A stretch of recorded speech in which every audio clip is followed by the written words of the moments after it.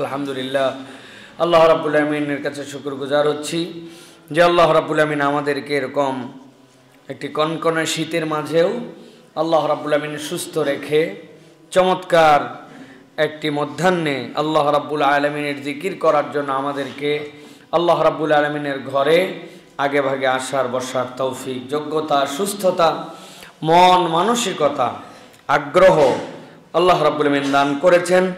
সে আল্লাহর কাছে আমরা আল্লাহর শেখানো বাক্যে কালিমাত শুকর আদায় করি। সকলে পড়ছি আলহামদুলিল্লাহ। দরুদ এবং সালাম বর্ষিত হোক মানবতার মহান মুক্তির দূত আকায়ে নামদার তাজেদারে মদিনা আপনার আমার প্রিয় রসুল জনাবে মুহাম্মদুর রাসূলুল্লাহ সাল্লাল্লাহু আলাইহি ওয়াসাল্লামের প্রতি। সম্মানিত হাজিরিন, আজকে জুমা পূর্ব যে বিষয়ে আমরা কথা শুনব, নবী করিম সাল্লাল্লাহু আলাইহি ওয়াসাল্লামের একটি হাদিস, যে হাদিসটি আমরা কম বেশি সকলেই শুনেছি, কিন্তু এই হাদিসটি মাঝে মাঝেই আমাদের কাছে রিমাইন্ডারের মধ্যে আসা উচিত। এই হাদিস এবং কুরআনুল কারীমের সূরা নাজমের ৩১ নম্বর আয়াত, এই দুটি বিষয়ের উপরে খুবই সংক্ষিপ্ত সময় আমরা কিছু কথা শুনব। প্রিয় ভাইরা, আমরা জানি যে আল্লাহ রাব্বুল আলামিন এই দুনিয়াকে সৃষ্টি করেছেন, কিন্তু দুনিয়ার সৃষ্টির পরে দুনিয়াটা একসময় শেষ হয়ে যাবে। এরপরে মানুষ আল্লাহ রাব্বুল আলামিনের সামনে বিচারের মুখোমুখি হবে। কিন্তু এখানে একটি চমৎকার বিষয় আমাদের সামনে আছে, যে বিষয়ে আমাদের অনেক সময় আমরা ভুলে যাই অথবা এইভাবে চিন্তা করি না।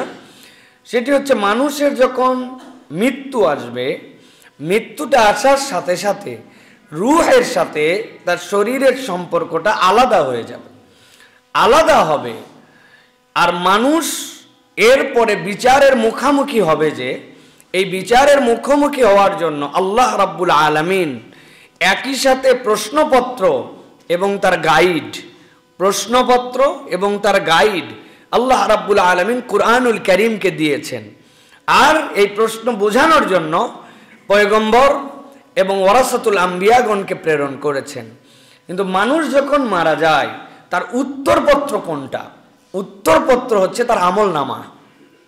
যেই না মারা গেল, লেখকদ্বয় ফেরেশতা কিরামান কাতিবিন, সম্মানিত ফেরেশতা রিটায়ার্ড করলেন, তাদের আর কোনো কাজ নাই, আল্লাহ রাব্বুল আলামিন তাদেরকে প্রত্যাহার করে নিলেন।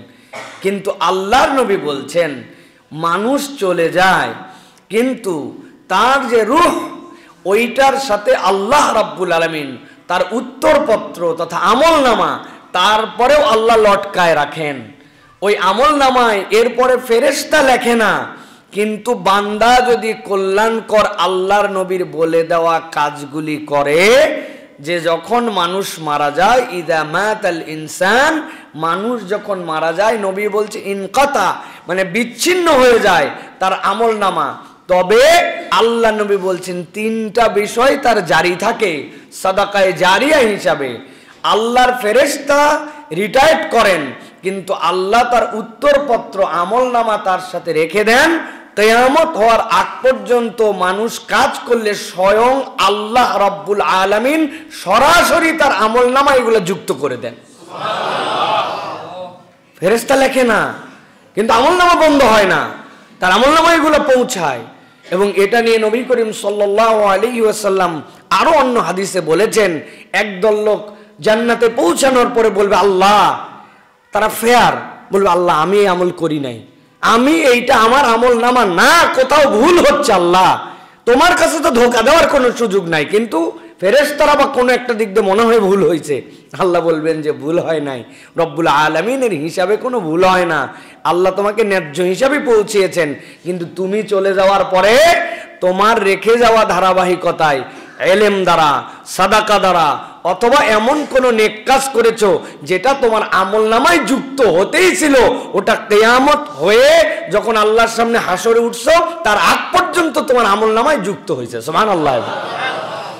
তাহলে ওই দিবসে আমাদেরকে যেতে হবে, ওই দিবসে আল্লাহ রাব্বুল আলামিনের সামনে আমাদেরকে হাজির হতে হবে। আর আল্লাহ বলছেন ওই দিবসটা বড় ভয়ঙ্কর দিবস। তোমার মৃত্যু ভয়ঙ্কর, তোমার মৃত্যু কষ্টের, কিন্তু মৃত্যুটা ইমানদারের জন্য ইন্টারেস্টিং। মৃত্যুর কষ্ট নাই এরকম কোন সৃষ্টি নাই। মানুষের মৃত্যুর কষ্ট আছে, কিন্তু ইমানদারের মৃত্যুর কষ্টটা ইমানদার অনুভব করতে পারে না। কিভাবে? এটা মানুষ কিভাবে ভুলে যায়, এটা ভোলার ব্যাখ্যা আছে। এটা আপনি নিজেও অনেক সময় ভুলে যান, আপনি নিজে অনুভব করতে পারেন না। অনেক সময় আপনার আনন্দ, আপনার প্রাপ্তি আপনার কষ্টকে ভুলায় দেয়। একটা লোক কোমরে ব্যথা পাইছে, হাঁটুতে ব্যথা পাইছে, হাঁটতে পারে না, উঠতে পারে না। হঠাৎ করে পেছন থেকে দেখছে কি একটা সাপ এসে তাকে দংশন করবে। হাঁটু দিয়ে হাঁটতে পারে না, ওই লোক খোঁড়ায় খোঁড়ায় হাঁটে, কিন্তু সাপ কামড়ালেও মারা যাবে। ও জানে এই হাঁটু ব্যথার থেকে আমার ওইটা বিপদ বেশি। তখন ওই লোক নিজেও জানে না যে দৌড় দিছে, হয় না ভাই? আমাদের দারুসালাম মহল্লায় একটা 2 নম্বর ফকির আছে। ও 20 বছর আগে অ্যাক্সিডেন্ট করছে, কিন্তু এখনো ওইটাকে পুঁজি করে কান্দের নিচে স্ক্র্যাচে ভর করে ও হচ্ছে ভিক্ষা করে। যাই হোক, এটা তার ব্যাপার, তার আমল নামা। কিন্তু আমাদের মহল্লায় একজন ড্রাইভার আছে, নুরু নাম, উনি বলল যে আমি পরীক্ষা করে দেখছি যে এটা বদমাইশ না ভালো। আমি বললাম কেমনে? আমি গাড়ি চালানো অবস্থায় একদিন ইচ্ছা করে জোরে পিক আপ দেওয়ার সামনে গেছি, দেখি হ্যান্ডেল ম্যান্ডেল ফালায় দৌড়তে পার হয়ে গেছে। এখন তার মানে কি? ও বুঝছে যে তার যে কষ্ট, তার থেকে বেশি কষ্ট এটাতে হতে পারে। ঠিক আপনি যদি উপলক্ষটা ওরকম আনন্দদায়ক হয়, আপনি সেটা গ্রহণ করে ফেলতে পারেন। আপনার একটা কষ্ট আপনার হচ্ছে, কিন্তু সামনে আপনার জন্য এমন তৃপ্তির বিষয় আপনার সামনে উপস্থাপিত হয়েছে যে আপনি ওইটা দেখে আপনি ওই কষ্ট স্বীকার করেন। আমার মা বোনেরা কি কষ্ট করে রান্না করে গরমের দিন চুলার সামনে, কিন্তু সে জানে সুন্দর রান্নাটা করে আমার মেহমান সামনে আসবে। সে মেহমানকে যদি খুশি করে দেয়, মেহমান ওটা দেখে যদি একবার প্রশংসা করে, সারাদিনের সব কষ্ট ভুলে যায়। তো ইমানদারের কষ্ট হবে, কিন্তু ফেরেশতারা এসে দেখাবে, ইমানদার তোমার তো কষ্ট আছে, কিন্তু এই দেখো তোমার ডেস্টিনেশন কোথায়, তুমি যাবে কোথায়। আল্লাহ কষ্টটাকে দিবেন, যেহেতু আল্লাহর দেওয়া এটা তরিকা, কিন্তু তার জান্নাতের ওই অনয়নাভিরাম সৌন্দর্য প্রাপ্তি দেখে ইমানদারের কাছে ওইটা মনেই হবে না আসলে কষ্ট হয়েছে না হয় নাই, হয়েছে, কিন্তু অনুভব করতে পারবে না। আল্লাহ টেকনিক্যাল ইমানদারকে পার করাই দিবেন। সুবহানাল্লাহ। এত লম্বা ভূমিকা দিলাম কারণ কি? আল্লাহ কোরআনে বলছেন, ওয়াতাদাউ কুল্লু যাতি হামলিন হামলাহা ওয়াতারান নাসা সুকারা ওয়ামা হুম বিসুকারা ওয়ালাকিন্না আযাবাল্লাহি শাদীদ। আল্লাহ বলছেন ওই দিন দেখবেন মায়ের পেটের মধ্যে যে বাচ্চা, সে প্রাপ্তবয়স্ক নয়, এখনো তার ডেলিভারির সময় হয় নাই, কিন্তু এমন একটা কঠিন সিচুয়েশন সেই দিন কিয়ামত সংগঠিত হওয়ার সময় হবে। মায়ের পেটের বাচ্চার বয়স যাই হোক না কেন, ওই নিনাদের কারণে ওই ভয়ঙ্কর পরিস্থিতিতে ওই মা তার সন্তানকে প্রসব করে ফেলবে, আতঙ্কে প্রসব করে ফেলবে। আপনি দেখবেন তারা পাগল, মনে হচ্ছে উদ্ভ্রান্ত, এক একজন যেন এক একজনের আচরণ দেখে মনে হবে তাদের মাথা ঠিক নাই। আল্লাহ বলছেন মা হুম বিসুকারা, এরা একটাও নেশাগ্রস্ত নয়, কিন্তু ওই দিনের ভয়াবহতা এমন হবে এই মানুষগুলাকে পাগল বানায় ফেলবে। আল্লাহ বলছেন বান্দা মনে করছো এটা খেলার কথা, আল্লাহ বলছেন এটা খেলার কথা নয়, ওয়ালাকিন্না আযাবাল্লাহি শাদীদ। আল্লাহ বলছেন আল্লাহর আযাবটা বড় কঠিন। আল্লাহ বলছেন ওই দিন হবে এবং ওই দিন আল্লাহর আযাব বড় কঠিন। আল্লাহ রাব্বুল আলামিন সান্ত্বনা দিচ্ছেন। এরপরে সূরা নাজমের 31 এর মধ্যে লিয়াজজিয়াল্লাযীনা আসাউ বিমা আমিলু ওয়ায়াজজিয়াল্লাযীনা আহসানু বিল হুসনা। আল্লাহ বলছেন যে খারাপ করছে তার প্রতিদান সে পাবে, যে ভালো করছে তার প্রতিদান সে পাবে। চোর আসছে, পুলিশ আসছে, দৌড়াবে কে? চোর না ভালো মানুষ? হ্যাঁ, চোরের মন পুলিশ পুলিশ, তো ও চিন্তা করছে এখন অবশ্য পুলিশের মনই চোর চোর, এটা ঘটনা চেঞ্জ হয়েছে। এখন চোরের মন আর পুলিশ পুলিশ নাই, এখন পুলিশের মনই চোর চোর। বাংলাদেশে পুলিশ এইগুলাই মনে হচ্ছে যেন চোর, প্রত্যেকটা এদের দিকে তাকালে সত্যিকার কথা দিল থেকে এদের প্রতি কোনো সুখ শান্তি অনুভূত হয় না, কারণ এরা বিগত 20টা বছর যে মানুষের সাথে কাজ করছে, পুলিশের প্রতি পাবলিকের আস্থা নাই। এটা আপনি স্বীকার করলেও ঠিক, না করলেও ঠিক। কি ভাই আপনাদের কি হয় জানি না, আমার এদের দিকে তাকালে বিরক্ত লাগে। সবাই নয়, আল্লাহ রাব্বুল আমিন এদেরকেও হেদায়েত দান করুক, পরিবর্তিত হওয়ার তৌফিক দান করুক। তবে লক্ষণ ভালো না, সারা দেশে আমি ঘুরতেছি, এদের লক্ষণ ভালো না। এরা কিভাবে পরিবর্তিত হবে কেবল আল্লাহ রাব্বুল আলামিন জানেন। আমাদের হাতে মনে হয় এদেরকে পরিবর্তন করার মতো কিছু নাই। যাই হোক প্রিয় ভাইয়েরা, অপ্রাসঙ্গিক কথা, মূল কথা হচ্ছে প্রিয় ভাইয়েরা যে আল্লাহ বলছেন লিয়াজজিয়াল্লাযীনা আসাউ বিমা আমিলু, যে খারাপ করছে সে তার প্রতিদান পাবে, যে ভালো করছে সে তার প্রতিদান পাবে। বিপদ যত ডেঞ্জারাসই হোক, সিচুয়েশন পার হয়ে গেলে আল্লাহ বলছেন যে ভালো করছো, ভালোর প্রতিদান ভালো পেয়ে যাবা, আর খারাপটা খারাপ, হিসাব বরাবর করা হবে। তাহলে হাসরের দিন এবং প্রাপ্তির দিন এটা আমাদের জন্য আছে, কিন্তু ওই প্রাপ্তির দিনের যেই সময়টুকু হিসাব এবং বিচার হবে, আল্লাহ বলছেন এক শ্রেণীকে আমি ভিআইপি প্রোটোকল মর্যাদা দিয়া তাদেরকে এটা অনুভবই করতে দিব না। রব্বুল আমিন বলছেন তাদেরকে আমি আল্লাহ রাব্বুল আমিন আনন্দের মাধ্যমে সময় পার করে দেব। সুবহানাল্লাহ। এরা আল্লাহর ভিআইপি প্রোটোকলের মধ্যে তারা থাকবে। এই মানুষের কাছে মনে হবে না যে এটা দীর্ঘ সময় আমাদের জন্য কষ্টকর পার হচ্ছে। রাসূলুল্লাহ সাল্লাল্লাহু আলাইহি ওয়াসাল্লাম মূলত এইটাকেই 7টা শ্রেণীতে বিভক্ত করেছেন। আজকে আমাদের সংক্ষিপ্ত আলোচ্য বিষয় হচ্ছে সাবআতুন ইউজিল্লুহুমুল্লাহু ফি জিল্লিহি ইয়াওমা লা জিল্লা ইল্লা জিল্লুহু। আল্লাহর ছায়া ছাড়া যেই দিন কোনো ছায়া থাকবে না, ওই দিন আল্লাহ রাব্বুল আলামিন 7 শ্রেণীর মানুষকে তার ছায়া দিবেন। সুবহানাল্লাহ। এখানে ছায়ার ব্যাখ্যা আগে বুঝতে হবে। আমাদের ছায়া মানে কি মনে হয় মাথার উপর হেভি রোদ, আমি খালি আরামে আছি, এই ছায়া না। আপনি মাঝে মাঝে দোয়া করেন, আল্লাহ আপনি আমার আব্বার ছায়াকে, আমার ওস্তাদের ছায়াকে আমার মাথার উপরে দীর্ঘ করেন, বলেন না ভাই? তার মানে আপনার আব্বা এত বড় ছাতার সমান যে উনি মাথার উপর থাকবে, আপনি নিচে রোদের থেকে বাঁচবেন, তাই? তা কি বুঝছেন আপনি? এই ছায়া মানে কি?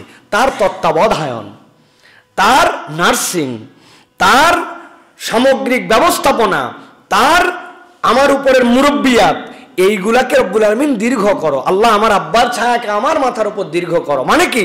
তার হায়াত দারাজ করো, এই মানুষটার নিয়ন্ত্রণে তত্ত্বাবধানে যেন আমি থাকতে পারি, এটা হচ্ছে মূলত ছায়া। তো আমরা এই জায়গায় সবসময় ছায়া মানে আক্ষরিক ছায়া, উপরে রোদ আমার উপরে ছায়া। ভাই অনেক সময় ছায়া আসলেও পাশ দিয়ে এমন তাপ আসে যে ওই ছায়াও আপনাকে অনেক সময় প্রশান্তি দেয় না, হয় না এরকম ভাই?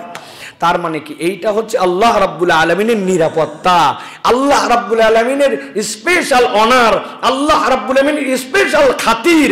আল্লাহ নবী বলছেন 7 শ্রেণীর জন্য বরাদ্দ থাকবে, যেই মানুষগুলা আসর নাসর যা হয় হোক গা, এদের কাছে ওইটা কিচ্ছু মনে হবে না। রব তাদেরকে ভিআইপি প্রোটোকল দিয়া সাময়িক সময়ের পরে জান্নাতে ঢুকাই দিবেন। সুবহানাল্লাহ। আল্লাহ নবী বলছেন তারা কারা? এই 7 শ্রেণীর মানুষ কারা? 1 নম্বরে নবীজি বলছেন ইমামুন আদিল, এমন একজন ইমাম, এমন একজন নেতা, এমন একজন বিচারক যিনি তার সাধ্যে সর্বোচ্চ ন্যায় বিচার করেন। ন্যায় বিচারক, দায়িত্বের জায়গা যখন আসে তিনি ন্যায় বিচার করেন। এটার অর্থ আপনার কাছে স্পষ্ট হতে হবে। ইমামুন আদিল, জজ সাহেব জজশিপ করার সময় ন্যায় বিচার করেন, এটা তার জায়গা। প্রধান বিচারপতি তার জায়গা, প্রধানমন্ত্রী তার জায়গা। আপনিও আপনার বাড়িতে অনেক সময় আদালত করার মতো আপনিও ইমাম হন। আপনি একজন স্বামী, আপনি একজন পিতা, আপনি একজন অফিসের বস, আপনি একজন মাদ্রাসার মুদাররিস, আপনি আপনার ক্লাসের ক্যাপ্টেন। অতএব প্রত্যেকের ইমামতের জায়গা আছে। আপনি আপনার ইমামতের জায়গাতে আদেল কিনা? নবীজির কাছে একজন সাহাবী এসে বলছে, ইয়া রাসূলুল্লাহ, আমার সন্তানের জন্য আমি একটা খাদেম নিযুক্ত করেছি। নবীজি জিজ্ঞাসা করেছেন, তোমার কি আর কোনো সন্তান আছে? বলে, না ইয়া রাসূলুল্লাহ। তুমি কি সব সন্তানের জন্য খাদেম দিয়েছো, গোলাম দিয়েছো? না, তাকে আমি মহব্বত করি। বলে, না, তুমি যদি মহব্বত করো সকল সন্তানের জন্য গোলাম দিতে হবে, আর যদি না দিতে পারো এর গোলাম এখান থেকে ছুটাই নাও। তোমার সন্তান একই মায়ের পেট থেকে একই বাপের, তুমি এইটার মধ্যে বেইনসাফ করতে পারবা না। তাহলে প্রত্যেককে তার ইমামতির জায়গায় যদি আদালতের পরাকাষ্ঠায় উত্তীর্ণ হতে পারে, আল্লাহ বলছেন রব্বুল আলামিন ওই ব্যক্তিকে আল্লাহর ছায়ায় ওই দিন রাখবেন। সুবহানাল্লাহ।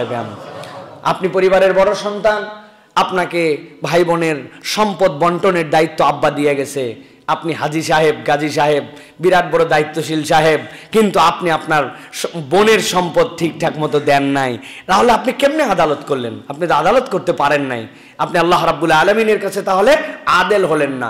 কিন্তু সর্বোচ্চ রূপটা কি? সর্বোচ্চ রূপ হচ্ছে যিনি রাষ্ট্রের দায়িত্বে থাকবেন, যিনি বিচারের দায়িত্বে থাকবেন, কাজিউল কুজাত যিনি হবেন, তিনি যেন কখনো প্রভাবিত হয়ে বিচারে যেন 2 নম্বর না করেন। যদিও দুনিয়ার মানুষ প্রকৃতার্থে আদেল হতে পারে না। পারে? কেমনে পারে না? আন্দাজি বলছেন না, আগে বুঝেন কেমনে না। একজন লোক 3 জন মানুষকে ধরেন হত্যা করে ফেলেছে, বিচারক রায় দিয়ে ফাঁসির রায় ঘোষণা করে দিয়েছেন। এখন আমার চাচা, উনার মামা, উনার ভাই, এখন আমি এই বিচার পাইয়ে লাভ দিয়ে উঠে বলছি আমার চাচা আর আমি নেই বিচার পেয়ে গেছে আলহামদুলিল্লাহ। এখন আমার ভাই আর উনারা বলছে আমার খালু আর আমার মামার কি হলো? উনারা যদি বিচারকের কাছে যে বলে যে বিচারক মহোদয় উনার তো ফাঁসি দিলেন, কিন্তু হুজুর বলতেছে উনার চাচার বিচার পাইছে, কিন্তু আমাদের 2 জনার, বলেন তো দুনিয়ার কোনো বিচারক একবার ফাঁসি হয়ে যাওয়ার পরে আর কোনোদিন তার বিচার করতে পারবে? দ্বিতীয়, তাহলে দুনিয়ায় অনেক ক্ষেত্রেই মানুষ বিচারের দিক দিয়ে অক্ষম। ওই মানুষের বিচার আপনি প্রকাশ পুরোপুরি করতে পারবেন না। তাহলে আপনার সাধ্যের মধ্যে যতটুকু বিচার অতটুকু করতে হবে, বাকিটুকু রব্বুল আলামিন দেখবেন। আল্লাহ আপনাকে চাপায় দেন নাই।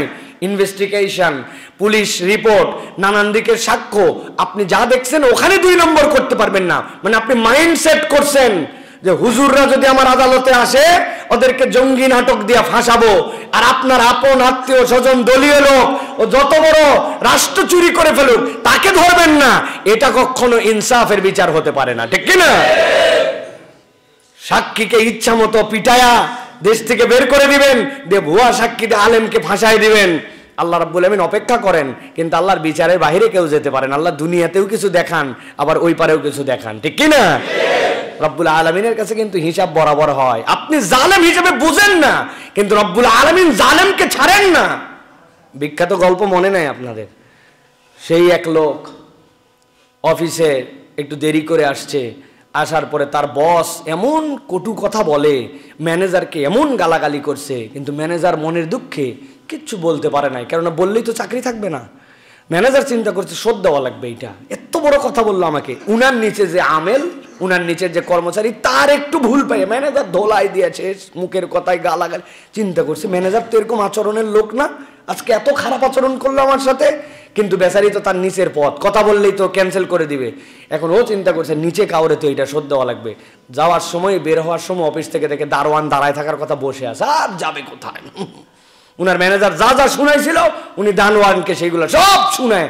দারোয়ান চিন্তা করছে এই লোক তো এরকম না, কিন্তু আজকে সামান্য একটু বসার কারণে আমার সাথে সে জুলুম করলো, এত বড় কথা বললো। এখন দারোয়ান তো আর অফিসারকে কথা বলতে পারে না। দারোয়ান চিন্তা করছে এটা কোথাও না কোথাও শোধ দেওয়া লাগবে। ও বাড়িতে যায় ভাত খেতে বসছে, আল্লাহর কি কাজ, তরকারির সাথে একটা কাঁচামরিচ ছিল, খেয়াল করে নাই, মুখে গেছে। গেছে তো গেছে, ঝালে মাথা গরম, আসলে তো দোষ এর, কিন্তু বউরে ডাক দিয়া যা বলা লাগে, কি তরকারি রান্না করছিস তুই, তোর বাপ খারাপ, তোর মা খারাপ, তোর বংশ খারাপ। বউ চিন্তা করছে নিজের ভলে কাঁচামরিচ খায়া আমার ঈর্ষা গালানো গেল, বাপ মা তুলে কথা বললো, এইরকম দুর্ব্যবহার তো কখনো আমার স্বামী করে না। এখন মা তো আর স্বামীর উপরে কিছু বলতে পারে না, বললেই তো বলবে তুই তালাক, তোর বংশ তালাক। আতঙ্কে আর কিছু বলে নাই, কিন্তু বেটা আসছে বাড়িতে একটু দেরি করে, আর যাবে কোথায়? আহা, এইবার মা বলছে তুই খারাপ, তোর বাপ খারাপ, তোর বাপের বংশ খারাপ। এক কথা দুই কথা, হাতের মধ্যে লাঠি ছিল, দুটো লাগাই দিছে, এত দেরি করে আসলি মানে। আসলে কিন্তু সন্তান প্রত্যেক দিন এরকম আছে, কিন্তু স্বামীর রাগ বেটার উপর ঝাড়ছে। বেটা চিন্তা করছে মাকে তোর গায়ে হাত তোলা যায় না, কি করা যায়? রাগে মাগে বাড়ির থেকে বাড়াই গেছে, বাড়ায় যায়, সামনে একটা আদলা ইট পাইছে, হাতে তুলছে, যে যারে পাইছি তারে মারছি। আল্লাহর কি কাজ দেখে সামনের রাস্তা দিয়ে একটা কুকুর হেঁটে যায়। কুকুর আবার লেজ ডাউন দিয়ে হেঁটে যাচ্ছে, ওর কোনো নির্বিষ, লেজ নামানো, মাথা নিচু, মানে কুত্তা কারোর সাথে ঝামেলাই নাই, কিন্তু ওর সহ্য হয় নাই। ডেল তুলে দিছে, কুত্তা বড় বড়, কুত্তার পেট বড় বড় লাগে। কুকুর চিন্তা করছে সামনে যারে পাইছি তারে খাইছি, দৌড়ে একটা পাইছে, শার্ট প্যান্ট পরালো, দিছে কামড়, দিছে কামড় দিয়ে অন্যদিন সারে, আজকে আর সারে না। এমন রাগ কুকুরের, লোকজন পিটায় পাটায় সারায়া, এরপরে বলতেছে আপনি কে? বলছে আমাকে চেনেন নাই, ওই যে অফিসের, আমি হচ্ছে বস, মালিক। সকালবেলা যে এটা ম্যানেজারে বকা দিয়া শুরু করছিল, এটা যদিও রূপক কথা, কিন্তু দুনিয়ার বাস্তবতা হচ্ছে আপনি আপনার সার্কেলে বুঝবেন না, কিন্তু আল্লাহ বলতেছেন আমি জালেমদের ব্যাপারে গাফেল নই। আল্লাহ রাব্বুল আলামিন দুনিয়াতেও ধরে, ওই পারেও ধরাও যদি তওবা না করে বাকি আছে কি? আল্লাহ রাব্বুল আলামিন আমাদেরকে বোঝার তৌফিক দান করেন প্রিয় ভাইরা। এই জন্য আমার আদালতের জায়গায় কখনো 2 নম্বরই করা যাবে না। আমার ন্যায় বিচারের জায়গায় আমাকে ক্লিয়ার থাকতে হবে, স্পষ্ট থাকতে হবে। আল্লাহ তাহলে আল্লাহ রাব্বুল আলামিনের ওই দিন যে আল্লাহর ছায়া, ওই ছায়ার আশ্রয় আমাদের ব্যবস্থা করে দিবেন। সুবহানাল্লাহ। 2 নম্বরে নবীজি সাল্লাল্লাহু আলাইহি সাল্লাম বলছেন ওয়া শাবুন নাশা ফি ইবাদাতিল্লাহি তাআলা, এমন একজন যুবক যেই যুবক তার যৌবন কালটুকুকে অন্যায় ভাবে অযথা খরচ করে নাই। ওই যুবক চাইলে অন্যদিকে যাইতে পারতো, ওই যুবক চাইলে রব্বুল আলামিনের ইবাদত ছাড়া আর অনেক কাজ করতে পারতো, কিন্তু তার যৌবনটাকে সে এত গুরুত্ব দিয়েছিল, ওই সময়টুকুকে আল্লাহ রব্বুল আলামিনের ইবাদতে পার করেছিল। ওই যুবকের যৌবনকালের ইবাদত আল্লাহর দিকে টিকে থাকা, লেগে থাকা। আল্লাহ বলছেন, আল্লাহ নবী আপনি জানান আল্লাহ এত পছন্দ করেন, আল্লাহ ওই যুবককে এই আমলের বিনিময়ে কিয়ামতের ময়দানে আল্লাহর আরশের ছায়ায় রেখে দিবেন। 3 নম্বরে নবীজি বলছেন ওয়ারাজুলুন কলবুহু মুআল্লাকুম বিল মাসাজিদ, এমন এক শ্রেণীর মানুষ দুনিয়াতে আছে যাদের দিলটা সব সময় আল্লাহর ঘরের সাথে লাগানো। ওই মানুষ নামাজের ওয়াক্ত একটা পার করে, কিন্তু তারপরে আবার মসজিদের সাথে তার দিল থাকে, পরবর্তী ওয়াক্তটা যেন ছুটে না যায়। এই হাদিসের ব্যাখ্যায় মুহাদ্দিসিনে কেরাম অনেক ধরনের ব্যাখ্যা দিয়েছেন। এর 3টা ব্যাখ্যার একটা ব্যাখ্যা হচ্ছে ওই ব্যক্তি সালাত আদায় করে, সালাত আদায়ের পরে মসজিদ থেকে বের হয়ে যাওয়ার জন্য তাড়াহুড়া করে না। 2 নম্বর ব্যাখ্যা হচ্ছে সালাত আদায় করে চলে যায় তার প্রয়োজনে, সে অজস্র সময় এখানে থাকে না, কিন্তু তার টার্গেটটা থাকে আবার কখন আজান হবে, আবার কখন আমি মসজিদে আসব। আর 3 নম্বর আল্লাহর ঘরের খেদমতের সাথে জড়িত থাকে। আল্লাহর ঘর নির্মাণ হোক, আল্লাহর ঘর সুন্দর করে চলুক, আল্লাহর ঘরের পরিচালনা পর্ষদ, আল্লাহর ঘরের দায়িত্বশীল ব্যক্তি যারা থাকে, যদি তারা নিরেট আল্লাহর জন্য এটা করে যে সালাতের পরে পরবর্তী সালাতের জন্য অপেক্ষা, মসজিদে আসে ধীরে স্থির, বের হয় ধীরে স্থির, আর মসজিদের ম্যানেজমেন্টের সাথে, মসজিদ নির্মাণের সাথে, মসজিদকে বড় করার সাথে, আল্লাহর ঘরের ব্যবস্থাপনার সাথে জড়িত থাকে, এই ব্যক্তির এই কাজটা যদি আল্লাহর সন্তুষ্টির জন্য হয়, আল্লাহ বলছেন আমিও তার প্রতি খুশি হয়ে যেই দিন কোনো ছায়া থাকবে না, আমি আমার ছায়ায় ওই বান্দাকে আশ্রয় দিয়ে দিব। আল্লাহ নবী সাল্লাল্লাহু আলাইহি সাল্লাম বলছেন 4 নম্বরে এরপরে এক শ্রেণীর মানুষ, যেই মানুষকে আল্লাহ রাব্বুল আলামিন ওই দিন তারা আল্লাহর ছায়ায় তাকে আশ্রিত করবে। ورجلان تحابا في الله اجتمعا عليه وتفرقا عليه, আল্লাহ বলছেন এমন 2টা ব্যক্তি, যেই ব্যক্তিটা পরস্পরকে ভালোবাসে, কিন্তু এই ভালোবাসে আল্লাহ রাব্বুল আলামিনের জন্য, 2 জন একও হয় আল্লাহর জন্য, 2 জন আলাদাও হয়ে যায় রব্বুল আলামিনের জন্য।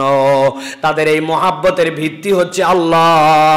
আল্লাহ রাব্বুল আলামিনকে টার্গেট করে যখন 2 ভাই ভালোবাসে, 2 ভাইয়ের মধ্যে বন্ধন সমৃদ্ধ হয়, আল্লাহ বলছেন ওই ব্যক্তিকেও রব্বুল আলামিন আল্লাহর ছায়ায় আশ্রিত করবেন। সুবহানাল্লাহ।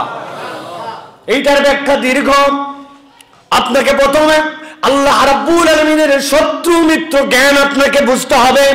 আল ওয়ালা ওয়াল বারা, আল্লাহ কাকে পছন্দ করেন না, আপনি তাকে পছন্দ করেন না।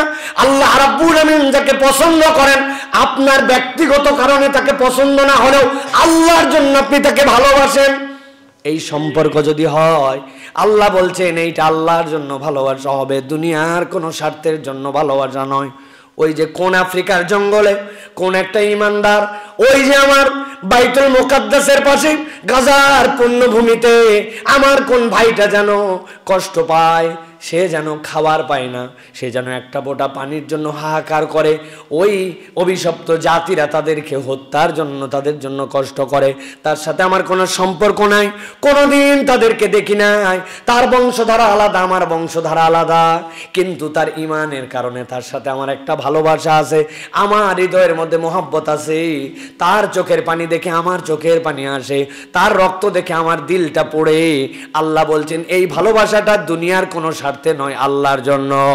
আপনি যদি দিল থেকে এই ভালোবাসাকে জাগরুক করতে পারেন, আপনার এই ভালোবাসাটাই আল্লাহর কাছে একটা আমল হিসাবে বিবেচিত হবে, আর এইটার কারণে আল্লাহর ছায়ায় আমরা ওই দিন আশ্রিত হব। ইসলামে অনেক বিষয় আছে যেগুলো আপনি মনে করেন না গুরুত্বপূর্ণ। 5টা বন্ধু একসাথে হয়েছে, দাওয়াত দিয়েছে, আপনি চিন্তা করছেন এখানে গেলে শুধু আড্ডা হবে, এখানে গেলে শুধু গল্প হবে, কিন্তু না, আপনার 5টা ইমানদার ভাই, তার সাথে আপনি দেখা করতে গিয়েছেন, একসাথে বসেছেন, ইমানদারের সাথে ইমানদারের বন্ধনটা দৃঢ় হয়েছে। যদিও আপনি দেখতেছেন গল্প হবে, খাওয়া দাওয়া হবে, আড্ডা হবে, কিন্তু আপনার নিয়ত যদি থাকে ও ইমানদার, আমি ও ইমানদার, আল্লাহর জন্য 2 জন সাক্ষাতে যাচ্ছি, গেলে সালাম বিনিময় হবে, কুশলাদি বিনিময় হবে, 2-1টা ভালো কথা আদান প্রদান হবে, তার ফ্যামিলির খবর, আমাদের ফ্যামিলির খবর জানাজানি হবে। এইটা এমন কিছু আপনার কাছে মনে হয় না, কিন্তু এইটাও আল্লাহর কাছে ইবাদত হিসাবে বিবেচিত হবে যদি এই ভালোবাসাটুকু আল্লাহর জন্য হয়ে থাকে। আল্লাহ বলছেন এটাকে ছোট ভেবো না, এই ভালোবাসাটার স্বয়ং একটা আমল। এই আমলের কারণে যেদিন কোনো ছায়া থাকবে না আল্লাহর ছায়া ছাড়া, আল্লাহ তোমাকে তার ছায়ায় আশ্রয় দিয়ে দিবেন। সুবহানাল্লাহ। তাহলে ভালোবাসা আল্লাহর জন্য। আবার একজনের সাথে আমার শত্রুতা, তাকে আমি পছন্দ করি না, দূরে সরাই দিছি, কি কারণে? ব্যক্তিগত না, আল্লাহর পক্ষের লোক না, তার সাথে আমার সম্পর্ক নাই। দুনিয়ার যে যা মনে করে করুক, তুমি আল্লাহর দলে চলো না, আল্লাহর কথা মতো তোমার অবস্থান নাই, আমি তোমাকে পছন্দ করি না। কি জন্য? ব্যক্তিগত রেষারেষি না, আল্লাহর জন্য। এই সম্পর্ক যদি আমি বুঝি, আল্লাহ বলছেন এই সম্পর্কটাই আমাকে আল্লাহর ছায়ায় নিয়ে যাবে। সুবহানাল্লাহ। আপনি বোঝেন দুনিয়াতে আমলের অনেকগুলো ধরন আছে, এর মধ্যে একটা ধরনের আমল অদ্ভুত, আপনার অন্তরের নিয়ত স্বয়ং আমল হবে। আল্লাহু আকবার। এটা কত বড় নিয়ামত, আপনি কি ফিল করতেছেন যে আপনার এই নিয়তটার কত বড় দাম? নিয়ত করলে কোনো অ্যাক্টিভিটিস ছাড়াই আপনার জন্য আল্লাহ রাব্বুল আমিন সওয়াব দেন। আপনি নিয়ত করছেন, আল্লাহ যদি চায় আগামী যে ঈদ আসতেছে, এই ঈদের পরে যে সিনেমাটা আসবে, এই সিনেমাটা ফাটাফাটি শুনছি একটা সিনেমা, এই সিনেমা একদম পুরো পরিবার সহ আমরা স্টার সিনেপ্লেক্সে দেখব। কতদিন বাকি আছে ভাই? আরো 90 দিন ঈদের, তাই না?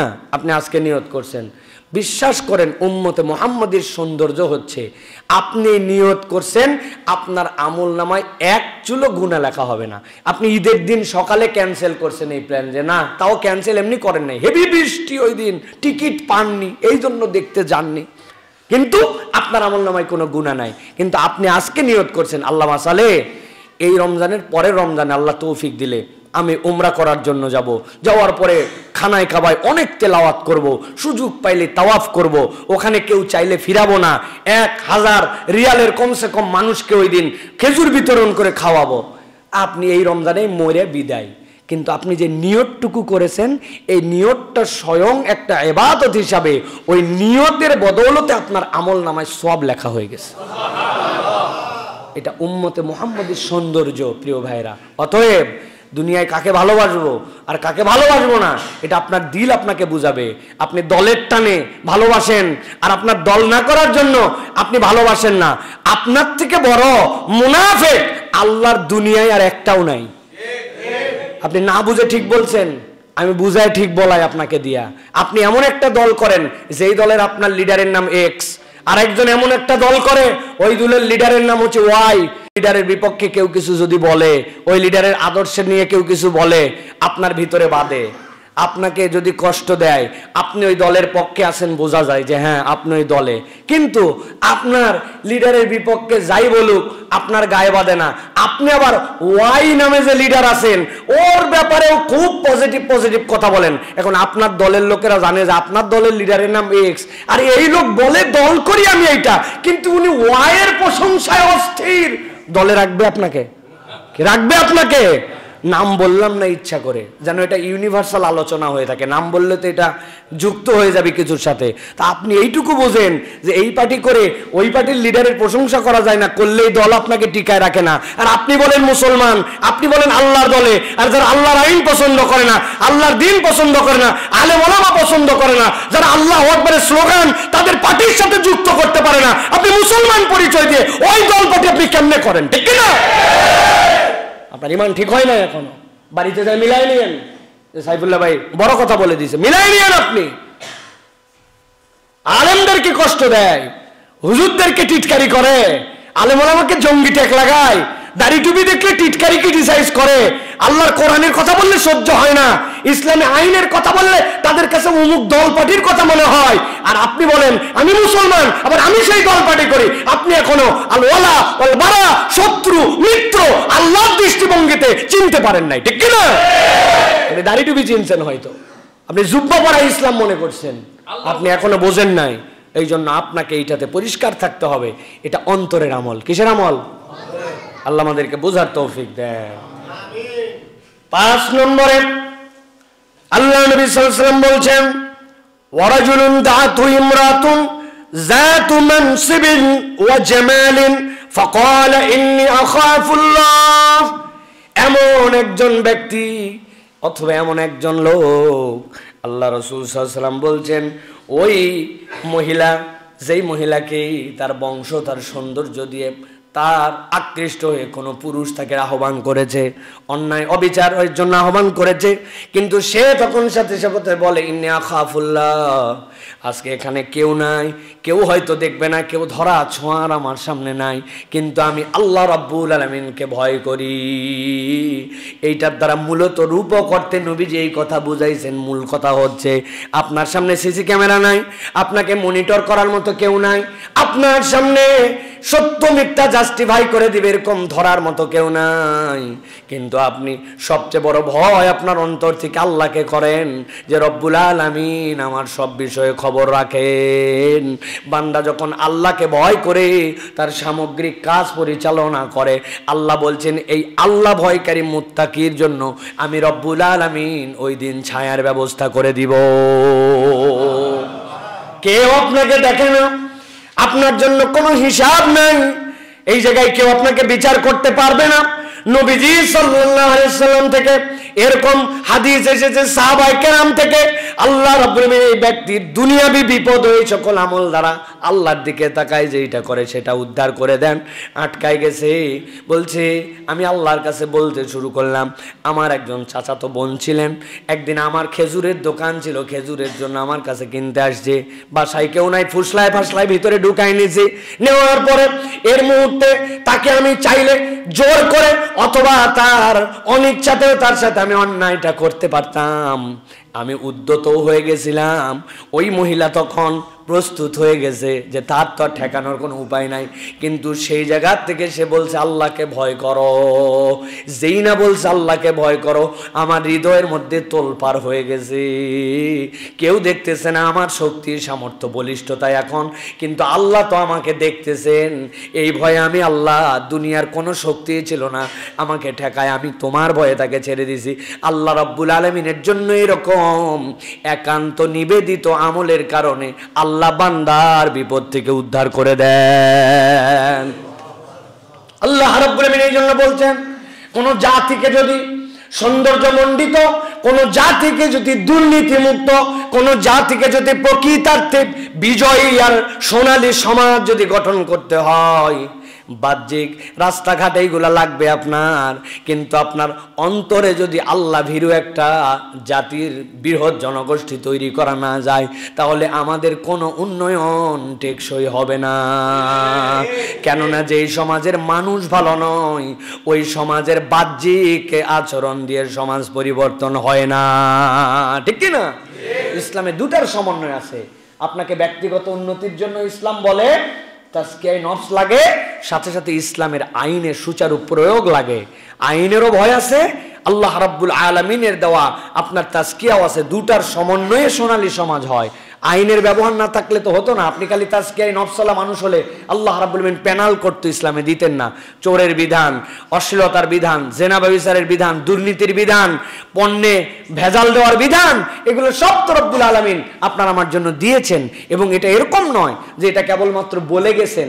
ইসলাম তার খেলাফত, ইসলাম দুনিয়াতে প্রতিষ্ঠিত করে বাস্তবিক পক্ষে দেখিয়ে দিয়ে গিয়েছে যে জাহেলি সমাজকে গোল্ডেন যুগ হিসাবে কিভাবে রূপান্তর করা যায়।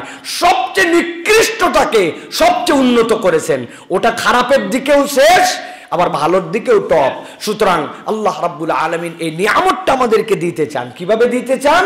আল্লাহ বলছেন এটা দিবেন যদি জনগোষ্ঠী তাদের মধ্যে তাজকিয়া নফস যেটা আল্লাহ ভীরু হয়। আর ব্যক্তি পর্যায়ে কোনো ব্যক্তি যদি আমল করে, আল্লাহ বলছেন তার জন্য কমসে কম রিওয়ার্ড হচ্ছে যেদিন কোনো ছায়া থাকবে না, আমি আল্লাহ আমার ছায়ায় তোমাকে আশ্রয় দিয়ে দেবো। সুবহানাল্লাহ। সুতরাং রাষ্ট্রে ইসলাম হয় নাই, অথবা আমি ব্যক্তি ইসলাম দিয়ে কি করব, এরকম ভাবার কোনো কারণ নাই। আমি আল্লাহকে ভয় করে আমার কাজটুকু করি, এইটুকু যদি আমার মধ্যে ফিলিংসের মধ্যে আসে, তাহলে তো রব্বুল আলামিন আমার জন্য অন্তত ছায়ার ব্যবস্থা করবেন। আমার জন্য তো রব্বুল আলামিন আমাকে তো বাঁচাই দিবেন। আমার হাতে যতটুকু অপশান আছে সেটাকে আমি কেমনে 2 নম্বর করি। এই জন্য আমি অনেক সময় তালেব ইলমদেরকে পড়াই যখন, তখন এই কথা বলি, ভাই এই জায়গাতেও আমাদের ইনসাফ করার জায়গা আছে। বাপ মা টাকা দিয়ে পাঠাইছে আপনাকে পড়ার জন্য, আমি গাইড টাইড পরে মোটামুটি পাস করে গেলাম, মুমতাজ হয়ে গেলাম, মুমতাজ জিদ্দান পেয়ে গেলাম, মনে করলাম আমি অ্যাচিভ করছি। না, আপনাকে যেই টার্গেটের জন্য প্রেরণ করা হয়েছে, ইলম তলব করার জন্য, আপনি ইনসাফের সাথে আল্লাহকে ভয় করে ওইটুকু তলব করেন কিনা? আপনি আপনার সময় কিভাবে মেনটেন করেন? 24 ঘন্টার আপনার শিডিউল কি? আপনি কি কাজ করে আপনার 24 ঘন্টা পার করেন? আপনার রুটিন কি? আমার কোনো রুটিন প্ল্যানিং নাই, আমার কিচ্ছু নাই। ক্লাস করলাম যতটুকু মন চাই করলাম, পড়লাম যতটুকু শিখলাম, তাকরার করলাম কি করলাম না, আমার মতো হয়ে গেছে মনে করলাম। না, আপনার একাডেমিক বই কেবল আপনার জ্ঞান নেই, এটা তো আপনার জন্য একটা তাফাক্কুর ওয়া তাদাব্বুর, আপনার জন্য জাস্ট একটা দরজা খুলে দেওয়া হলো। ভিতর থেকে আপনি এখন বিন্যস্ত জ্ঞান অর্জন করবেন। এর জন্য আমাদের কি লাগবে, এর জন্য আমি কেমনে আগাবো, এটার যদি ফিকির না থাকে তাহলে কিন্তু এটা আল্লাহ ভীরু পড়া হলো না, এটা বাপ মাকে বুঝ দেওয়া পড়ালেখা হলো। সুতরাং এই বাপ মাকে বুঝ দেওয়া ইলম তলব করলেও কিন্তু আল্লাহ রাব্বুল আলামিনের কাছে আমরা পার পাবো না। প্রত্যেকের জায়গা থেকে আমাদেরকে এই জন্য সচেতন হতে হবে প্রিয় ভাইরা। তাহলে আমরা কাকে ভয় করে চলবো? আল্লাহ রাব্বুল আলামিনকে। এরপরে 6 নম্বরে নবীজি বলছেন, ওয়ারাজুলুন তাসাদ্দাকা বিসাদাকাতিন ফাআখফাহা হাত্তা লা তা'লামা শিমালুহু মা তুনফিকু ইয়ামিনুহু। নবীজি বলছেন অদ্ভুত একটা লোক, যেই লোকটা আল্লাহ রাব্বুল আলামিনের জন্য সাদাকা করে। কেমন সাদাকা? এমন সাদাকা করে যে সে ডান হাতে সাদাকা করে, তার বাম হাত জানতেই পায় না যে তার দানটা আল্লাহর জন্য হয়ে গেছে। সুবহানাল্লাহ। তার মানে এমন কতকগুলো আল্লাহর জন্য দান থাকবে আমাদের, এমন কতকগুলো আল্লাহর জন্য নিবেদন থাকবে আমাদের, দুনিয়ার কেউ জানবে না, এটা গোপন। প্রকাশ্যও থাকবে, কিন্তু আমার আল্লাহর সাথে এরকম কোনগুলো দান আমার সাথে থাকবে। প্রিয় ভাইরা, এই দান মানে কেবল টাকা পয়সা অর্থ করি এরকম নয়, এই দানের অনেক লেয়ার আছে। আমরা দানটা অনেক সময় কেবলমাত্র টাকা পয়সার সাথে ইনক্লুড করে ফেলেছি, আমরা মনে করি টাকা পয়সাটুকুই দান। আমি আপনাদের কাছে একটা দানের গল্প করি, হ্যাঁ, এটা আপনারা খেয়াল রাখবেন প্রিয় ভাইরা। এক মিসকিন একজন লোকের কাছে যে বলছে আমাকে কিছু সাহায্য করেন। বেচারি অনেক ধনী মানুষ, অনেক ধনী, এবং মানুষকে দেয় প্রচুর। পকেটে হাত দিছে, লা ইলাহা ইল্লাল্লাহ, আমার পকেটে তো মানি ব্যাগ নাই। ওহ, তাহলে বাম পকেটে থাকতে হবে, বাম পকেটে নাই। অনেক সময় খুচরা টাকা তো এই পকেটে, কোনো পকেটেই কোনো টাকা পয়সা কিচ্ছু নাই। বেচারি বেরিয়ে আসছে, মানি ব্যাগটা নিবে সব ছেড়ে। এখন ওই ছেলে এসে বলছে দেন না ভাই কিছু দেন। সে জানে সে কিছু দেয়, কিরকম বিব্রত, সে সত্যি দিল থেকে দেয়, কিন্তু আজকে তার কাছে টাকা আছে কিন্তু মানি ব্যাগ নাই, টাকা নাই, নিয়ে বের হয় নাই। সে লজ্জায় পড়ে ওই ছেলের মাথায় হাত দিছে, দিয়ে বলছে বাপরে, আমি তো তোকে দিতেই চাইছিলাম, কিন্তু বাবারে আমি পকেটে একদম টাকা আনতে ভুলে গেছি, দেখ এই পকেটে নাই, এই পকেটে নাই। কাঁধে হাত দিয়ে পিঠে আদর করে বলছে, এরপরে একদিন চেয়ে দেখিস বাবা, আমি কিন্তু দিয়ে দেবো। বাবারে মন খারাপ করিস না, তুই তো বড় প্রত্যাশা করে আমার কাছে আসছিলি, ঠিক আছে যা বাবা, আরেকদিন দেবো ইনশাল্লাহ। এই কথা শুনে ওই মিসকিন দোয়া করতেছে, আল্লাহ আপনাকে বারবার মানি ব্যাগ সারা বের হওয়ার তৌফিক দেখ। এই কথা শুনে ওনার মন আরো খারাপ হয়ে গেছে, যে বাবারে আমি তো সত্যি কথা বলছি, তুই আমারে এত লজ্জা দিলি যে আমি একদিন দিতে পারি না, তুই দোয়া করছিস আমার জন্য, আল্লাহ তোমার বেশি বারবার মানি ব্যাগ সারা বের হওয়ার তৌফিক দেখ। এটা বললি কেন বাপ? বলতেছে এটা আপনাকে মজা করে বলি নাই, এটা বলার কারণ আমরা টাকা চাই, টাকা দেয় মানুষ, অনেক সময় রূঢ়ভাবে দেয়, ধর নে এরকম করে দেয়, কিন্তু আমরা গরিবরা আপনাদের একটু স্নেহও চাই, একটু দিল চায় যে কেউ আমাদের সাথে একটু সুন্দর করে মায়া করে আদর দিয়ে কথা বলুক। কেউ আমাদের সাথে সুন্দর করে গায়ে মাথায় হাত বুলায় কথা বলে না। আজকে আপনার মানি ব্যাগ থাকলে হয়তো আমাকে 10, 20, 50, 100 টাকা দিতেন, কিন্তু আজকে মানি ব্যাগ না থাকার কারণে আপনি আমাকে যে আদর করলেন, যে ভালোবাসা দিলেন, যে নরম করে কথা বললেন, আমার দিলটা জুড়ায় গেছে। এই জন্য বলছে আপনার মানি ব্যাগ যদি থাকে আপনি তো টাকা দিয়ে বিদায় করে দিবেন, এই ভালোবাসাটা আমাকে কে দিবে? এই ভালোবাসাটা অনেক বড় দান ভাই, এটা আমার কথা নয়। নবী করিম সাল্লাল্লাহু আলাইহি সাল্লাম বলেছেন যে তোমরা মানুষের সাথে দয়াদ্র আমল করো, মানুষের সাথে দয়াদ্র ব্যবহার করো। নবীজি বলছেন আহাব্বুন নাস ইলাল্লাহি আনফাউহুম লিন-নাস, মানুষের মধ্যে যে মানুষের কল্যাণ করে সে সবচেয়ে আল্লাহর কাছে প্রিয় মানুষ। নবীজি এরপরে বলছেন মানুষের কল্যাণের একটা দিক কি জানো? নবীজি বলছেন ওয়াহাব্বুল আমালি ইলাল্লাহি সুরুরিন তুদখিলুহু আলা মুসলিমিন, কোন ব্যক্তির অন্তরের মধ্যে শান্তি ঢুকায় দেওয়া, অন্তরের মধ্যে খুশি ঢুকায় দেওয়া, এটাও আল্লাহর কাছে একটা প্রিয় আমল হিসেবে বিবেচিত হয়। সুবহানাল্লাহ। ওয়া আম্মা সাইলা ফালা তানহার, সব সময় তো আমি দিতে পারি না, টাকা পয়সা অর্থবিত্ত, কিন্তু কথারও দান আছে না ভাই? যে ভাই দিতে পারলাম না, তুমি অন্য কোথাও থেকে পাও। ওরা এটাও আমাদের কাছে ডিমান্ড করে। আমাদের অন্তরগুলো এমন কর্কশ, এমন রূঢ় যে আমরা মানুষের কাছে এই ভালোবাসার দানটুকু দিতে পারি না। এই ভালোবাসার দানটুকু আল্লাহ রাব্বুল আলামিন পছন্দ করেন। এই জন্য আল্লাহ নবী বলছেন এক শ্রেণীর লোক যারা এমন ভাবে দান করে, কেমন ভাবে দান করে? নবীজি বলছেন ফাআখফাহা হাত্তা তা'লামা শিমালুহু মা তুনফিকু ইয়ামিনুহু, আল্লাহ নবী বলছেন তার দান করে বাম জানতে পায় না। মানে কি? আল্লাহর জন্য এমন গোপন ভাবে কিছু করে যেটা দুনিয়ায় প্রকাশের উদ্দেশ্যই তার থাকে না। এই গোপন দানের কারণে আল্লাহ তার জন্য লিখে রাখেন যে আমার বান্দাকে আইসে দেখ, আমি তোর জন্য আল্লাহ ছায়া ওই দিন তোর জন্য রিজার্ভ করা থাকবে। সুবহানাল্লাহ। তাহলে আমাদের এই দানগুলা দরকার, এই সাদাকাগুলা দরকার। একটা সুন্দর করে কথা বলা, একটা কল্যাণের কাজে যাওয়া। কিছু দান থাকবে ব্যক্তিগত, কেউ জানবে না আমার এই দান, আমি একটা দান ভালো কাজ করছি, এটা বউরেও বলবো না, এটা গোপন, আল্লাহ খালি তোমার সন্তুষ্টির জন্য করে ফেলছে। আমি আমার কাছে এই টাকা ছিল, এই অবস্থা ছিল, এই পরিবেশ ছিল, কিন্তু আমি আল্লাহ তোমার জন্য এটা করছি। আল্লাহর জন্য এরকম কিছু বুদ্ধি খাটায়া গোপন কাজ এরকম করতে হবে। কত বুজুর্গদের কথা আলোচনা আমরা শুনছি যে রাত্রেবেলা শাইখুল হাদিস সকালবেলা উঠে দেখে বাথরুম মাদ্রাসার পুরা পরিষ্কার। উনি এটা তো বাহিরে করতে পারবেন না, কিন্তু দু একজন হয়তো জেনে ফেলছে, উনি জানানোর জন্য করেন নাই যে আল্লাহর ঘরের জন্য খাদেম খুদেম তো আছে, আমি একদিন আল্লাহর ঘর ধুয়ে দিছি। আল্লাহর, এটা একটা জাস্ট এক্সাম্পলের জন্য বলছি। গোপন অনেক কিছু অনেকভাবে করা যায়। আল্লাহ রাব্বুল আমিন পছন্দ করেন যে বান্দা তার জন্য এমন কিছু করুক যেটা দুনিয়ার কেউ জানবে না, আর ওই কারণে আল্লাহ স্পেশাল 7 দলের মধ্যে অন্তর্ভুক্ত করে তাকে তার আরশের ছায়া দিয়ে দিবেন। সুবহানাল্লাহ। 7 নম্বরে আল্লাহ রাব্বুল আমিন নবীকে বলছেন আপনি বলেন ওয়ারাজুলুন যাকারাল্লাহ খালিয়ান ফাফাদাত আইনাম। আল্লাহ নবী সাল্লাল্লাহু আলাইহি সাল্লামকে আল্লাহ বলছেন আরেক শ্রেণীকে আমি আল্লাহ রাব্বুল আমিন আমার আরশের নিচে ছায়া দিয়ে দিব। ওই শ্রেণী কারা?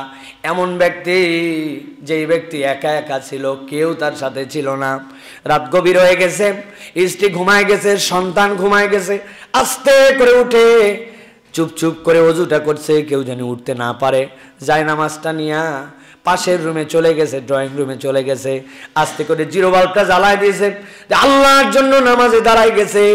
দাঁড়ানোর পরে আল্লাহর জন্য রুকু, লম্বা রুকু, আল্লাহর জন্য সিজদা করছে, আর হাউমাউ করে আল্লাহর জন্য কাঁদছে, রব্বুল আলামিন আমার অন্তরের উপর জুলুম করে ফেলেছি, ইন্নী যালামতু নাফসি যুলমান কাসীরা, আল্লাহ তুমি যদি ক্ষমা না করো আমার কোনো ক্ষমা নাই। এই রব আমি বিশ্বাস করি ওই দিন যাওয়ার পরে তুমি যদি ধরো তোমার পাকড়াও করা বড় কঠিন, আমি তোমার আযাব সহ্য করতে পারবো না, কেমনে সহ্য করবো আল্লাহ? কয়েল ধরানোর জন্য ম্যাচ ঠুকে দিয়েছিলাম, খেয়াল করে উপর দিকে তাকাই তাকাই দেখতেছি কয়েলটা ধরে না, কাঠিটা গলতে গলতে আস্তে করে 2 আঙ্গুলের মধ্যে যখন চলে আসছে ফেলে দিছি। সারাদিন এই 2 নখ জ্বলছে আমার, এই 2 নখে ফোসা উঠে গেছে। ছোট্ট একটু বিন্দু একটা আগুনের কারণে আমার হাত জ্বলা যদি গন্ধ না হয়, এই রব আমার যে আমলনামা, আমার যে গুনাহ, আমার যে অপরাধ, আমার যে অন্তরের, আমার যে চোখের, আমার যে আমলের গুনাহ, তুমি যদি আমাকে মাফ না করো আমার বাঁচার কোনো উপায় নাই। আল্লাহ নবী বলছেন ওয়ারাজুলুন যাকারাল্লাহ, আল্লাহকে স্মরণ করে খালিয়ান, একা একা, কেউ জানে না। আরে এমন সময় তার চোখ দিয়ে দিয়ে পানি পড়ে, ফাফাদাত আইনা, চোখগুলা দিয়ে পানি বেরিয়ে আসছে আল্লাহর ভয়ে। আল্লাহ বলছেন তার বান্দাকে আল্লাহ এই আমলটাকে এত পছন্দ করেন, এত পছন্দ করেন। আল্লাহ ওই ব্যক্তির জন্য যেদিন কোনো ছায়া থাকবে না, আল্লাহ তার ছায়াশীল ব্যক্তিদের তালিকায় তার নাম লিখে নেন। আল্লাহ তার বান্দারে আমলকে পছন্দ করেন। বুঝেন তো ভাই, আল্লাহ এই জায়গায় বলেনও নাই যে সে আল্লাহর জন্য কাঁদছে, তাকে ক্ষমা করা হয়েছে, মাফ করা হয়েছে। আল্লাহ বলছেন আগে তুই তালিকার মধ্যে আয়, পরে দেখা যাবে। আগে তুই জায়গা মতো আয়, বাউন্ডারির ভিতরে ঢুক আগে। আল্লাহ রাব্বুল আমিন নিশ্চয় ওখানে মাফ করে দেওয়ার জন্যই ঢুকাবেন, ওই জায়গাতে অন্য লোক ঢোকে না। ট্রেনে আপনার ফার্স্ট ক্লাস, আপনি প্যাসেঞ্জার, এখন ওই ফার্স্ট ক্লাসের বিশ্রামাগার আছে, ওখানে আপনি ঢুকছেন মানে আপনার টিকিট আপনার ফার্স্ট ক্লাসে, ওখানে যেমন তেমন লোককে ওখানে এন্ট্রি নাই। ওখানে ওখানে আপনাকে স্কাই লাউঞ্জে বসায় দিয়েছে। স্কাই লাউঞ্জে বসার জন্য কার্ড লাগে, ওইটার ভিতরে ঢোকার জন্য আলাদা পারমিশন লাগে। তার মানে বোঝা গেছে এর ভিতরে কেউ খাচ্ছে মানে, এর ভিতরে কেউ অবস্থান করছে মানে তার ওই পারমিশন পত্রটা আছে। তো আল্লাহ রাব্বুল আলামিন বলতেছেন তোমার এত অপরাধের পরেও আমি বান্দা তোমাকে আমার আরশ আজিমের ছায়া দিতে চাই, যেদিন কোনো ছায়া থাকবে না ওই ছায়া দিতে চাই। কি করা লাগবে? যে তুমি একা একা একটু আল্লাহর কাছে চোখের পানি ফেলছো। এখন আমাদের যদি গুনাহ খাতা না থাকে সেটা ভিন্ন কথা, আর যদি গুনাহ খাতা থাকে, আমাদের অপরাধ যদি থাকে, তাহলে আল্লাহ রাব্বুল আলামিনের কাছে এই আমলটা দরকার। এটা করে দেখেন ভাই, দিলের মধ্যে কি শান্তি পাবেন। আপনি একটা জান্নাতি সুবাস আপনার হৃদয়ের মধ্যে আপনি ফিল করবেন, আল্লাহর জন্য আমি একটু কেঁদে দিছি, আল্লাহর জন্য সিজদায় পড়ে। চোখের পানি তো একদিনে আসবে না, এটা অভ্যাসের ব্যাপার। আমাদের অন্তরগুলো তো মরে গেছে, শক্ত হয়ে গেছে, আমাদের পাপকে মনে করে করে আল্লাহর এই নবীর বর্ণিত হাদিসের দিকেও তাকাতে হবে। আল্লাহ আমার চোখে একটা পানি দেন, আপনার ভয়ে যেন আমি আমার হৃদয়কে প্রকম্পিত করতে পারি, আমি আপনার গাফেল বান্দার অন্তর্ভুক্ত হতে পারি না। এটা কোন সময়? এটার ম্যাক্সিমাম সময় হচ্ছে তাহাজ্জুদ। তাহাজ্জুদ না থাকলে বান্দার জীবনে আসলে খুব বেশি সামনের দিকে আগানো যায় না, রেগুলার আগানো যায়, কিন্তু এই প্র্যাকটিস বান্দাকে আল্লাহর ভিন্ন লেভেলে নিয়ে চলে যায়। এই জন্য প্রিয় ভাইয়েরা, প্রিয় তরুণরা, প্রিয় আমার মুরব্বীরা, যারা আমার কথা দূর দূরান্ত থেকে, দেশ বিদেশ থেকে শুনছেন, সপ্তাহে অন্তত 2টা দিন হলেও তাহাজ্জুদের জন্য উঠেন। সোমবার দিন রোজা রাখার নিয়ত করেন, আর বৃহস্পতিবার দিন রোজা রাখার নিয়ত করেন। আপনার তাহাজ্জুদের ওয়াক্ত হচ্ছে ফজরের ওয়াক্ত হওয়ার আগ পর্যন্ত। তার মানে আপনি যদি সাহারি করতে ওঠেন, আলটিমেটলি আপনি ফজরের ওয়াক্তের আগে ওঠেন, তাহলে ওই সময় টপ করে একটু দাঁড়ায় যান আল্লাহর কাছে। দাঁড়ায় যাওয়ার পরে বড় সূরা নাই আপনার জানা, তাই কি আপনি আলাম তারা থেকে সূরা নাস পর্যন্ত এক রাকাতে 10টা সূরা পড়েন, পরের রাকাতে আবার আলাম তারা থেকে সূরা নাস পর্যন্ত 10টা পড়েন। আপনি এক রাকাতে 3 বার কুল ওয়াল্লাহ ইখলাস পড়েন সূরা ফাতিহার পরে, আরেক রাকাতে পড়েন রুকুতে 100 বার সুবহানা রাব্বিয়াল আযীম বলেন, এরপরে সিজদায় সুবহানা রাব্বিয়াল আলা বলেন 100 বার, কোনো সমস্যা নাই।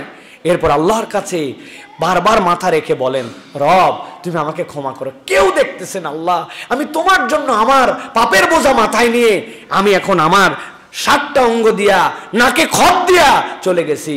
যে কাফের মুশরিকরা নতুন ধর্ম বলে টিটকারি করতো আমাদের ধর্মকে, ওই টিটকারির অন্যতম কারণ ছিল একটা সিজদা। কেননা ওরা এই সিজদা দেখে নাই, বলে কি ধর্ম, পাছা উপরে থাকে মাথা নিচে থাকে, এ আবার কি, ওদের জানা ছিল না। কিন্তু আল্লাহ আপনাকে শিখিয়েছেন যে আপনার মাথা নিচে, আপনার নিতম্বটাও তার উপরে, অথচ মাথা সবচেয়ে নিচে করে দেন রব্বুল আলামিন। এই প্রক্রিয়াই তারা জানতো না, এই জন্য তারা উপহাস করতো ইসলামকে নিয়ে, কি ধর্ম আসলো, কি আজব ব্যাপার স্যাপার এইটা, এরকম করে তো সিজদা দেওয়ার তারা শিখে নাই। আল্লাহ বলছেন বান্দা তখন মুগিব্বান আলা ওয়াজহি, তার মুখ লাগায় আল্লাহর কাছে চায়। আল্লাহ বলছেন এটা চাইয়ে দেখ, আমি রব্বুল আলামিন বলছি ওয়ারাজুলুন যাকারাল্লাহ খালিয়ান ফাফাদাত আইনা, তার চোখ দিয়ে একটু পানি পড়তে দেরি, আমি রব্বুল আলামিনের ভয়ে আমি আল্লাহ তার জন্য আমার ছায়া রেডি করে রাখবো। সুবহানাল্লাহ।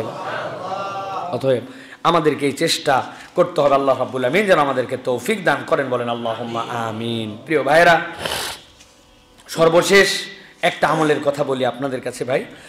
আমাদের সমাজে এমন কতগুলো আমল আছে ইমাম নববী থেকে বিভিন্ন জায়গা থেকে আসছে যে 3টা আমলের কথা তারা বলেছেন যেগুলো আমাদের সমাজে অবহেলিত, কিন্তু বান্দা এইগুলো আমল করলে আল্লাহ রাব্বুল আলামিন অটোমেটিক ওই বান্দার গুনাহ খাতা মাফ করতে থাকেন। সুবহানাল্লাহ। এর মধ্যে একটা হচ্ছে যে আল্লাহর স্মরণ। আল্লাহর স্মরণ বান্দার সমুদ্র সম ফেনা পরিমাণ গুনাহ আল্লাহ রাব্বুল আলামিনের স্মরণে আল্লাহ রাব্বুল আলামিন তাকে মাফ করে দেন। এটা সগীরা গুনাহ।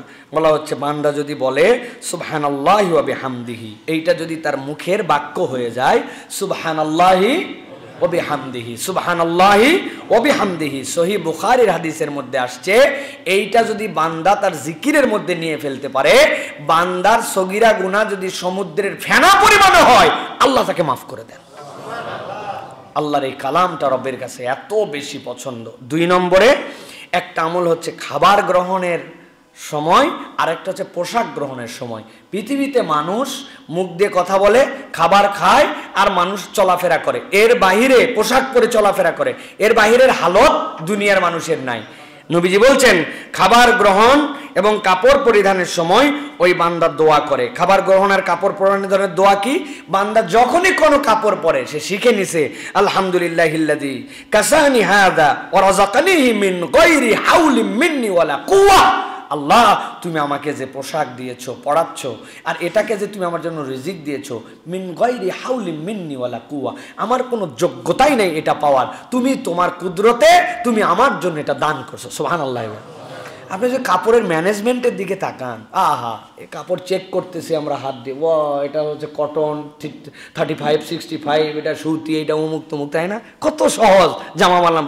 একটা কাপড়ের ম্যানেজমেন্ট চিন্তা করুন। আল্লাহ কোথার থেকে একটা উদ্ভিদ উৎপাদন করলেন, সেই উদ্ভিদের ভিতরে আল্লাহ বললেন তুলা দিলেন, ওই তুলা দিয়ে কেমনে সুতা হলো, সেই সুতা কত প্রক্রিয়ায়, যেই মেশিনগুলি, সেই মেশিনটা চললো কোন জায়গার কোন তেল, কোন জায়গার দস্তা, কোন জায়গার ম্যাঙ্গানিজ, কোন জায়গার বুদ্ধি, আপনি হিসাব মিলাতে পারবেন না। মনে করছি 1 গজ কাপড় দেন, 2.5 গজ কাপড় দেন, একটা পাঞ্জাবি বানায় ফেললাম আর পরে ফেললাম। সুবহানাল্লাহ, আমার রব আমার জন্য এই পোশাকটা আমার ব্যবস্থা করেছেন। আপনি একটা সেলাই মেশিন আর একজন দর্জির মধ্যে আল্লাহ যে যোগ্যতা দিয়েছেন কাটার, আপনি নিজে একদিন চেষ্টা করেন যে আলহামদুলিল্লাহ আমি নিয়ত করছি আমি নিজে নিজে জামা একটা সেলাই করে পরবো, দেখেন কেইসা ঠেলা কি জিনিস, হ্যাঁ? গলা কাইটে এত বড় হয়ে যাবে, দিক দিয়ে নেমে যাবে আপনার। আর দর্জির তো একটুখানি ভুল হলে আমরা দর্জিরই একদম পাগল বানাই ফেলে, আমার এই জায়গায় জড়ো হয়ে থাকে, মিয়া আমার গলা ঢিল ঢিল হয়েছে, হাত ঠিক হয় না, হাত ছোট ধরি না। আল্লাহ বলতেছেন এটা রব একটা ম্যানেজমেন্টের মধ্যে রাখছেন, ওই উদ্ভিদ থেকে শুরু করে পোশাক। আপনি আল্লাহর কাছে বলছেন আলহামদুলিল্লাহিল্লাযী কাসানি হাযা সাওম ওয়া রাযাকানিহি মিন গায়রি হাওলি মিন্নি ওয়ালা কুওয়া, আল্লাহ আমার যোগ্যতা নাই তুমি আমাকে পড়াইছো। এইটা পড়ার সাথে আল্লাহ, এই দোয়া পড়ার সাথে তার ওই জামা পরার আগের যত সগীরা গুনাহ আল্লাহ মাফ করে দেন। আর আপনি খাওয়ার পরে বলছেন কি আলহামদুলিল্লাহিল্লাযী আত'আমানি হাযা আত-তা'আম ওয়া রাযাকানিহি মিন গায়রি হাওলি মিন্নি ওয়ালা কুওয়া, আল্লাহ আমাকে আপনি খাওয়ালেন আর আপনি আমাকে পান করালেন, আল্লাহ এটার কোনো যোগ্যতাই আমার ছিল না, এই রিজিক আপনি আমাকে দিয়েছেন, এই জন্য আল্লাহ আপনার প্রতি আমি সন্তুষ্ট। সুবহানাল্লাহ। আপনি চিন্তা করছেন হুজুর আজকে পান্তা ভাত দিয়ে আলু ভর্তা খাইছি, এর জন্য আবার রাযাকানি মিন গায়রি হাওলি মিন্নি ওয়ালা, পান্তা ভাত আর এর কোনো ব্যাপার হলো নাকি? হ্যাঁ ভাই, আলু ভর্তার পান্তা ভাত কোনো খাওয়া হলো? আপনি কল্পনা করেন নাই আলু ভর্তার পেঁয়াজ, আলু ভর্তার সরিষার তেল, আলু ভর্তার লবণ, কোন সাগর থেকে কোথায় কারা শুকায়া আপনার জন্য লবণ তৈরি করছিল, আর কোন জায়গার থেকে আপনার সরিষার তেল কেমনে ভাঙায় আসছিল। আপনি মনে করছেন মেশিনের মধ্যে ঢুকালো সরিষার তেল ভেঙে গেল, কিন্তু ওই সরিষার তেলের জন্য ডিজেল কোথার থেকে আসছিল, চাষ কিভাবে হয়েছিল, কোন গরু কোন বলদটা ওই জমি চাষ করছিল, কত হাত। বলছেন ফালিয়ানজুরিল ইনসানু ইলা তাআমিহি, বান্দা তোর খাবারের দিকে তাকাই দে, তুই দেখছিস আলু ভর্তা, কিন্তু ওর দিকে তাকালে তুই তোর আল্লাহরে চিনে ফেলবি। সুবহানাল্লাহ। তুই তোর পান্তার দিকে তাকালে আল্লাহরে চিনে ফেলবি। ব্যাককল, তুই পান্তা কি দিয়ে ভিজাইছিলি? কেরোসিন দিয়ে? হ্যাঁ, তুই পানি দিয়ে ভিজাইছিলি, ওই পানি কোত্থেকে আসছিল? পানি কোত্থেকে আসবে মানে পানি তো নিচ থেকে চলে আসে। আহা হা, আল্লাহ বলছেন পানির লেয়ার যদি রব নিচে নামায় দেন, কার সাধ্য আছে ওই লেয়ার উপর দিকে তোলে? আপনি জানেন না কত ট্রিলিয়ন টন আসমানে উঠে যায়, ফিল্টার হয়ে প্রত্যেক দিন আসে। আহা সুবহানাল্লাহ বিহামদি। আপনার মাথায় একবার কাজ করে না? আপনার বাড়ির ট্যাঙ্কিগুলো সব তো নিচে, প্রস্রাব পায়খানার ট্যাঙ্কি ছাদের উপর না নিচে? কথা বললেন না যে ড্রেন। তা আপনি না এই পানি তো নিচে যাচ্ছে, আপনি তো ক্যাতক্যাতায় নিচ থেকে পানি তুলে সুন্দর মনে করতেছেন আমি ফিল্টার করে খাচ্ছি। আপনি কি ফিল্টার করে খাচ্ছেন? আপনি আপনার ট্যাঙ্কির প্রস্রাব পায়খানার পানিটা ফিল্টার করে খান, দেখি কত বড় আপনার হিম্মত।